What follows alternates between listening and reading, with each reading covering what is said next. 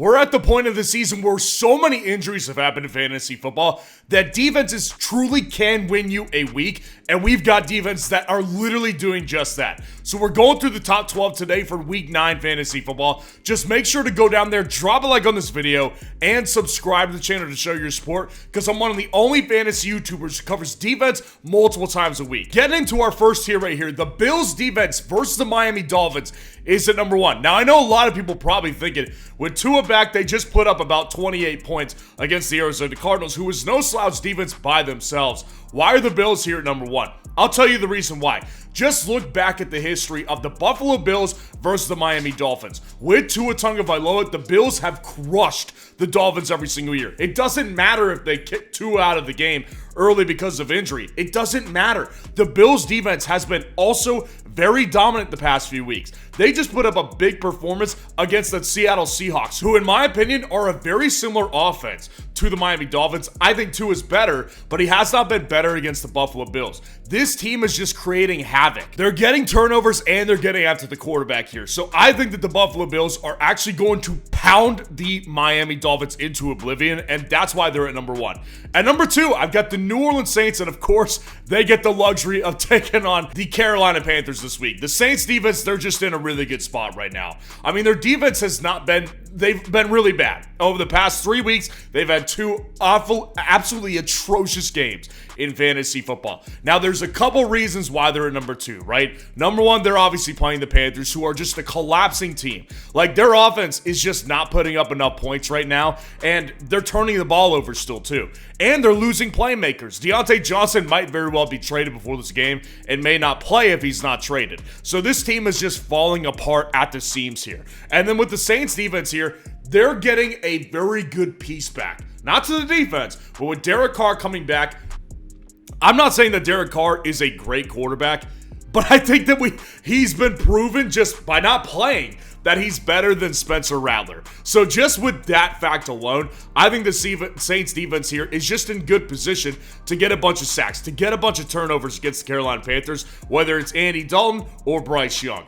The number 3 defense this week, I think it's going to be the Houston Texans at the New York Jets on Thursday night. This is the Thursday night game here. So obviously both of these teams are coming off short weeks, and both of them have been injured. But here's the difference between these two defenses. The Houston Texans defense has been a legitimate good life defense. They have been a real life good defense in actual football. They're getting 3 sacks per game. They're just not getting tons of turnovers on a per game basis here. Well, the good news is they're playing the Jets, who have been turning the ball over a decent amount over the last month or so in football. And the Jets team, I'm sorry, they have collapsed. I mean, this team has imploded. It's official. It's not coming. This team has imploded, man. So the Texans defense, I think they're just in really good shape this week against a team that's just older and just sluggish and lethargic offensively. Coming off a short week, I'm going to take the advantage with the younger team who's led by a stud defensive coach, DeMeco Ryans. Give me the Texans defense here at number 3. Dropping down to our next tier right here, the Washington Commanders defense at number 4 at the New York Giants. This one takes some cojones to play. I mean, obviously, this is not the cleanest defense to play in fantasy football, right? They're averaging 5.9 fantasy points per game. They're not averaging 3 sacks per game, and they're not even averaging a full turnover per game, basically. But here's what I like about the Commanders' defense. Number 1, they're playing the Giants' offense, who, in my opinion, the Giants are a very competitive bad team, and they don't always turn the ball over. They have some weeks where they do, like, just turn the ball over ad nauseum, and Daniel Jones looks his worst. Well, Daniel Jones on Monday night versus the Steelers, he did not look that bad. So I don't think it's that the Commanders are going to get tons of turnovers. What they will get is that they will end up just winning pretty handily because the Giants offense can't score many points. And especially if they don't have Tyrone Tracy Jr. this week, which they probably will not, coming off a short week with a concussion, that's one less explosive piece in that offense to do actual work offensively. So I think that the Commanders, if they get out to an early lead, which I expect them to do, I think that they could get some more turnovers than usual in this game, leading the Commanders to a number 4 finish defensively this week. The number 5 defense, the Los Angeles Chargers this week, taking on the Cleveland Browns in Cleveland. Now, obviously, let's address reality here. The Cleveland Browns are 10 times better with Jameis Winston, than they ever were or would have been with Deshaun Watson. Nobody questions that. We just saw them beat the Baltimore Ravens. It's unquestionable at this point. This offense has more upside here. But here's one thing to take away from this. Number one, the reason I didn't have the Ravens defense ranked very high last week is because they're not good in fantasy football. They stink in fantasy. They dropped a surefire interception that would have ended the game. Jameis Winston still is turnover prone. Kyle Hamilton's a player like he just didn't catch the ball last week.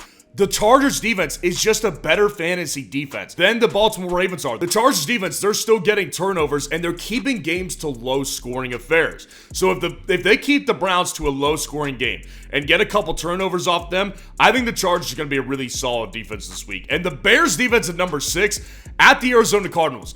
Obviously, the Cardinals offense has looked much better comparatively to what they did over the first month, over the past several weeks. They've definitely looked a lot better. Here's my thing with the Cardinals, though. They're definitely a week-to-week, quarter-to-quarter offense in fantasy football. Sometimes they put up points, sometimes they look really sluggish, and they will turn the ball over, that's for sure. And the Commanders' offense last week, they didn't turn the ball over because they're playing really clean football right now. As good as Arizona has been, they have not been the cleanest football team. And the Bears defense, I guarantee you this. Obviously, Tyreek Stevenson, their corner, went nuclear on social media because of his pre-celebration to the Hail Mary that he actually caused to go in the Commanders' favor. I think the Bears defense is going to show a really strong effort this week.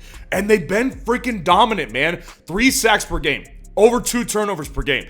This defense has been lights out in fantasy football. So even if the Cardinals put up some points on them, I think the Bears can get a couple turnovers and some sacks in this game to make the difference in fantasy. And number 7, the Vikings defense versus the Indianapolis Colts. I bet you a lot of you watching are like, why are they not higher? They're playing the Colts with Anthony Richardson. Let me just tell you this. If I was 100% certain that the Anthony Richardson would be the starting quarterback for the Colts this week, they would be in top 3 territory. I think that they would be an excellent play. But here's the thing. I actually not only think that there's a chance that Anthony Richardson get benched, I actually think he's going to get benched. I think he nailed his own coffin shut by exiting the game. So let's just keep this in the context, right? The guy sucks. He has not completed 50% of his passes for most of the year. That's atrocious football. And number 2, this guy literally just pulled himself out of a football game because he was tired. Quarterbacks and offensive linemen don't do that. I have never seen, in all my years of being alive watching football, something like this. This is egregious. And don't just take it from me. Former players are saying the same exact thing. They've never seen this, and that it's just an utter embarrassment for any NFL player to watch this guy play quarterback. I don't think the Colts are going to do this. This is a Sunday night primetime game. I don't think the Colts are going to do this. I think they're pulling him and playing Joe Flacco. They have justification based off play, and now that this guy literally showed he has no competitive edge, they're pulling him for Joe Flacco. That's my belief here. And if it is Joe Flacco, and I believe wholeheartedly it will be, this defense just doesn't have as much upside, playing a quarterback who's less mistake prone and can put up more points. I like the Vikings defense this week because I think they'll bounce back off a mini bye, but I do think the Colts are going to show some toughness this week and just be less turnover prone and put up more points with Joe Flacco at the quarterback position. One thing I'm also really sure of is CJ Stroud's projection on Underdog this week, which says 0.5 total yards. That's his projection on Underdog this week. It's a Thursday night game. You hit the higher on it for free money. If you have not taken advantage of Underdog yet, this is the time to get in on it. Go down in the comments, grab the link that's there, use code FVEN to sign up for Underdog. When you take advantage and hit the higher on the CJ Stroud projection this week, you will get a 50% deposit match up to $1,000 of bonus cash. So get in on the CJ Stroud sweat-free projection this week. Dropping down to our next tier, the Eagles defense at number 8 and the Bengals defense at number 9. With the Eagles defense, they're taking on the Jags here, and a lot of people will argue this should be a higher defense, right? This is the same argument I had with the Ravens last week. The Ravens defense, not good in fantasy. The Eagles defense, not very good in fantasy either. They're not getting turnovers. Their turnover differential is actually negative because they turn the ball over more offensively than they get turnovers defensively. This defense has simply not been very good from a fantasy perspective. And listen, I get it. The Jags offense may be completely depleted. They may not put up 15 points in this game. But here's the thing. Brian Thomas Jr. has been deemed day-to-day rather than week-to-week, as some would have expected after 2 to 4 week report. It came out later in the day yesterday that he's day-to-day. So Brian Thomas Jr. may play. And Christian Kirk, I don't think just leaves that big of a hole in an offense. So I think the Jags still can put up points, but I definitely do think the Eagles absolutely could beat the you-know-what out of the Jags, and they could get a couple turnovers because Trevor Lawrence stinks. So the Eagles defense is at number 8, and the Bengals defense at number 9. I had a lot of hope that I'd be putting the Bengals defense a lot higher than this last week. But then they came out and they were absolutely, the floodgates open against the Eagles. They couldn't stop a nosebleed versus the Eagles.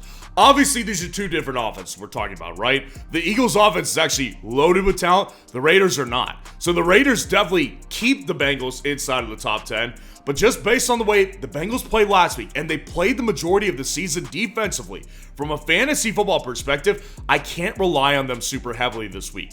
Obviously, the Bengals are coming into this game with less than 2 sacks per game and basically barely a full turnover per game. So the upside just simply isn't that high here. But with the Raiders matchup, obviously puts them in good position to where I like them enough to be a top 10 defense this week. The Cardinals defense at number 10 versus the Chicago Bears. Number 1, this is a low over-under, according to Vegas this week. Vegas is expecting not a bunch of points.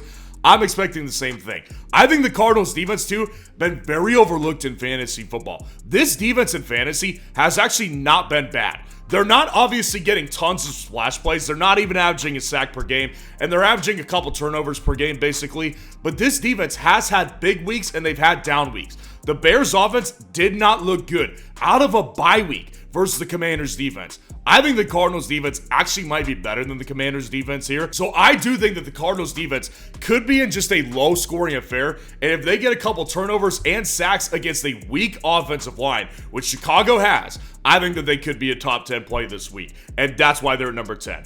And then rounding out the whole thing, at our next tier, the Falcons defense at number 11 versus the Dallas Cowboys, and the Rams defense at number 12 at the Seattle Seahawks. Listen, the Falcons defense, I wish I could put them higher. The Cowboys have been objectively bad offensively. Not only are they turning the ball over, but they go quarters without scoring points, man. Like this team, if they don't have that big last quarter against the 49ers, I'm putting the Falcons higher. But obviously they can still put up points because CeeDee Lamb he's a dominant animal. So the Falcons defense, they have been good in fantasy all year basically. They've just been a bad defense in fantasy football, but I do like the potential of them getting several turnovers in this game because Dak is turning the ball over like crazy and they don't have much of a run game with or without Rico Dowdle. So I think the Falcons defense is a solid play. And then the Rams defense, listen, the Rams defense, I've been dogging this defense for years in fantasy.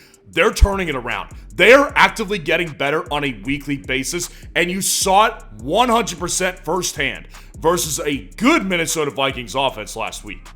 This defense, number 1, they're on a mini bye week. Number 2, the Seahawks, they are very turnover prone. Geno Smith has thrown a bunch of interceptions this year, and they're fumbling the ball. This offense is not clean by any stretch of the imagination. So the Rams defense, they can get after the quarterback, and they can cause some turnovers here. I think that the Rams defense could be a really solid play this week in fantasy football. And as I do at the end of every single week, I give you my favorite defense to pick up in advance for next week if you have the roster space for it. Now, this defense, I don't think they're going to be very rostered this week because they're taking on the Commanders, but the Giants defense has been low-key really good in fantasy football. They've been really good, and they're taking on the Carolina Panthers here. Layup matchup here against an offense that is just getting weaker and weaker and weaker by the passing week against a defense that, even injured, has been really good in fantasy football. I like the Giants defense a lot next week. So let me know how your team is shaking out this week so far. If you want to see the top 30 wide receiver rankings for this week, click on this video right here.